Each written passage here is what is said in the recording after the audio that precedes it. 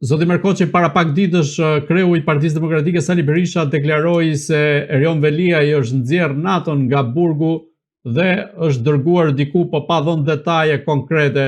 Ju si mendoni, a ka ndodhur një gjë e tillë që një eksponent i tillë politik që ndodhet në paraburgim si Erion Veliaj të nxjerret NATO-n nga qelia? Patjetër mund dalë. Dhe për forca madhore dilet. Por Berisha me që deklaroi që ka dalë, nuk e deklaroi se ku ka vajt. Po pra. Berisha i ditë gjitha. M'fal, Berisha i ditë gjitha. Berisha del për gjitha. Po pse nuk e deklaroi se ku ka vajt? Janë dy momente ku një burgos mund dali. Më thash, është forca madhore, e cila mund tjetë për arsye shëndetësore, mund dërgohet në spital, në çdo lloj momenti. Forca tjetër është, ajo që ju thash, që FBI është në Shqipëri. Mund ta marrë FBI për interesat e veta të nxjerrit, ta çojë ke zyrat e veta, të bëj pyetjet edhe të marrë punë. Edhe ta kthej prapë në burg. Në çdo rast. Në çdo rast. Por mund të jetë edhe mund të jetë edhe ndonjë prokuror i Italisë, sepse është i lidhur dhe me ndrangheten e Erion Veliaj. Po e diu, kush e ka marrë. Por në çdo rast, dalja e tij është me protokoll. Të gjithë e dinë që ka dalë. Pse? Po se ka i drejtor burgu, ka gardian burgu, a do shkoj dikush t'ia hapi derën e Erion Veliaj dali. Po që dali nga qelia duhet kaloj një 4-5 porta tjera. Pastaj do hypin makinë. Do shoqërohet nga policë. Që dali. Pra gjithë e morën vesh. O ku shkoj? Pse si tha Berisha ku shkoj? Ku e di unë që nuk e mori FBI për ta marrë në pyetje? Tash është i lidhur edhe me ndrangheten. Ku di unë si s'ka prokuror italian edhe do ta marrin në pyetje? Çajnë të deklarata kështu. Do dalin çovin për tjerë persona, janë burg as janë burg. Për çka kriminal tjerë. Po jo dalësh tash edhe të bësh politikën nëpërmjet asaj si doli ju bën nami si doli Erion Veliaj. Po më ka dalë. Po e ke marrë vesh ti, e kanë marrë vesh gjithë. Po më thuj vendin ku ka dalë. Me që ti e dike, se ka dalë, thuj vendin. Pse se thot vendin? Pse se deklaro vendin? Pse i herë thanë, e ka marrë, për ta terrorizuar Rama, për t'i bërë presion. Rama presion, po t'jetë për t'i bëj, ja bo më kolla, ja bo më burg, se sa për jashtë. Për jashtë nuk ja bo të. Ati në burg ja bo më tepër presion.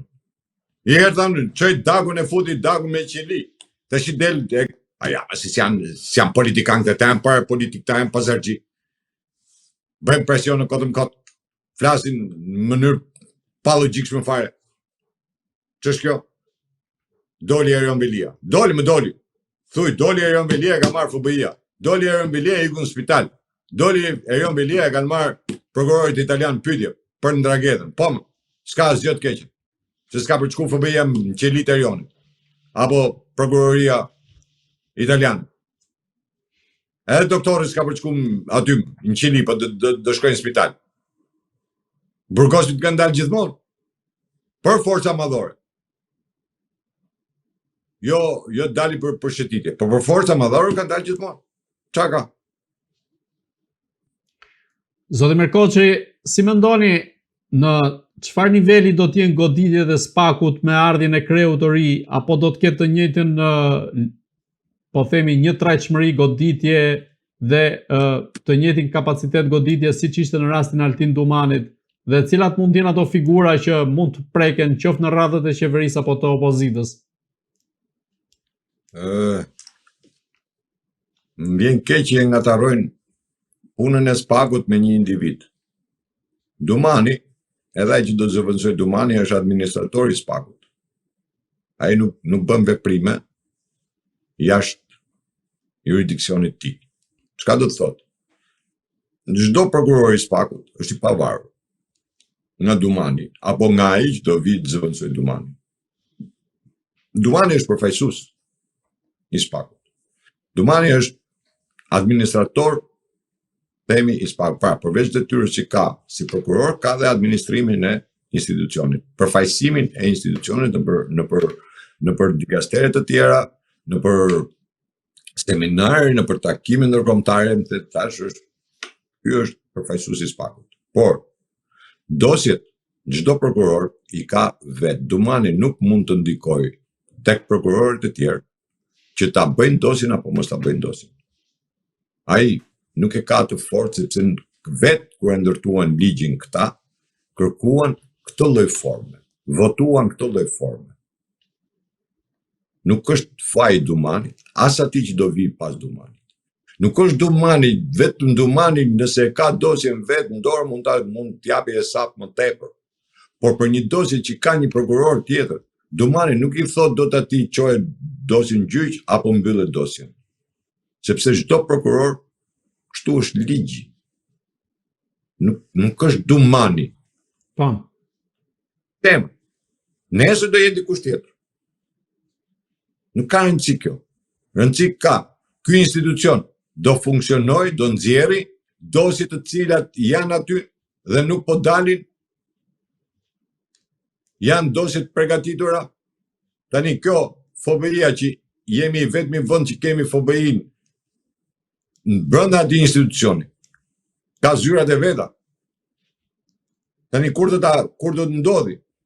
A do ndodhi sot, a do ndodhi nesër, asnjëri nuk mund t'japi garanci. Por që do ndodhi, do ndodhi.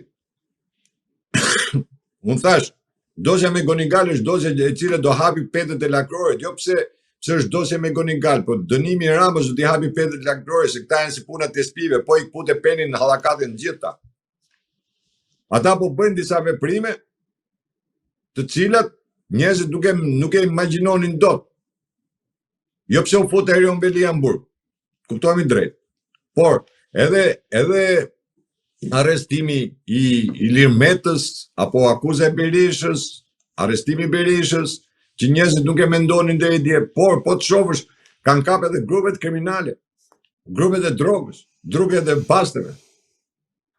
Jo, tashmë u bë kontrolli i Dulagut, nuk i shkotin mend njeriu. Ha? U bë kontrolli i atij të SHE-s, kesh. Sekretarit përgjithshëm. Pra, janë ka grupe kriminale të drogës të lidhura me Kolumbin, por është në kontroll porti Durrësit. Këta nuk e din që porti Durrësit është në kontroll, pavarësisht se këta bëjnë ç'bëjnë bëjnë. Vazhdojnë ta bëjnë ata pislliqet e veta. Por ka një problem, nëse do t'i shifni në historinë botërore, apo në historinë e këtyre, edhe në Itali, po ta marrësh dhe në Itali. Ai rri 4 vjet, 5 vjet e gjimon një grup. Ai e di shumë mirë që ai është trafikant, merret me drogën, me këtë, por rri 5 vjet. Qofse ju kujtohet, ka qenë ajo çështja e Balit me ministrin ton të mbrëmshëm, Tahirin. 5 vjet kishin ata që e gjimon. Ata e dinin shumë mirë. Që ishte, por ç'a kërkojnë? Ata kërkojnë të kapin kokën, nuk janë si puna prokurorëve tonë.